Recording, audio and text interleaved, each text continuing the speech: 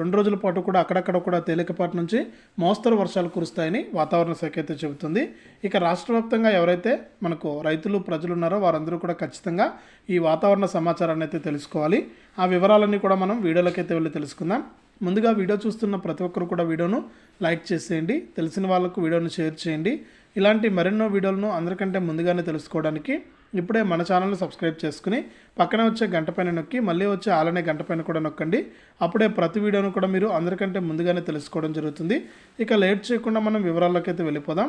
మన ఆంధ్రప్రదేశ్ రాష్ట్ర వ్యాప్తంగా ఎవరైతే రైతులు ఉన్నారో వారందరూ ఈ విషయాన్ని అయితే తెలుసుకోవాలన్నమాట, వాతావరణ సమాచారాన్ని.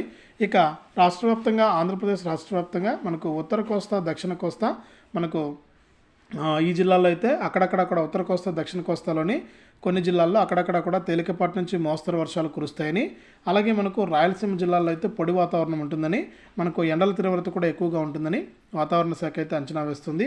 కేవలం ఉత్తర కోస్తా జిల్లాల్లోని కొన్ని ప్రాంతాల్లో మాత్రమే అక్కడక్కడ కూడా వర్షాలు కురిసే అవకాశం ఉందని కూడా వాతావరణ శాఖ అయితే ప్రకటించింది. ఈ నేపథ్యంలో మనకు ఏపీలో ఉన్నటువంటి ఈ జిల్లాల్లో ఉన్నటువంటి రైతులందరూ కూడా అప్రమత్తంగా ఉండాలని కీలక ప్రకటన అయితే చేసింది ఏపీ వాతావరణ శాఖ. ఇక తెలంగాణ విషయానికి వస్తే తెలంగాణలో కూడా మనకు ప్రస్తుతానికి ఇదే పరిస్థితి కొనసాగుతుంది. అక్కడక్కడ కూడా తేలికపాటి నుంచి మోస్తరు వర్షాలు కురుస్తాయని, మనకు కొన్ని జిల్లాల్లో మాత్రమే వర్షాలు పడతాయని, మిగిలిన జిల్లాల్లో మనకు ఎండ తీవ్రత ఎక్కువగా ఉంటుందని, ఇప్పటికే ఎండల తీవ్రత ఎక్కువగా ఉందని, కాబట్టి అందరూ కూడా అప్రమత్తంగా ఉండాలని కూడా వాతావరణ శాఖ అయితే చెబుతుంది.